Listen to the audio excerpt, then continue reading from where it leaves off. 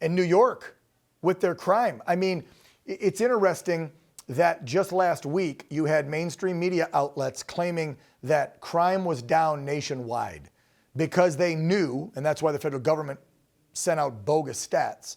They knew that these facts were going to come out of New York late last week, early this week, that shows 75% of all of the major crime in Manhattan in the last 6 to 7 months have been committed by illegal aliens, not American citizens. That's insane. They've taken over New York City, for crying out loud. Let me tell you what's happening there, Dan. It's that the federal government is putting tremendous pressure on the state and local agencies not to report these crimes as illegal aliens. They're not. Why? Because these crimes go fed up to the Uniform Crime Report, which is the main FBI report that gets sent to Congress, that is then used to appropriate the funds, right? Well, now they're saying if you report these illegal alien crimes, crimes associated with cartel violence, we're not going to send you any more money for your police departments. And they're caught in this terrible situation and they're not being reported.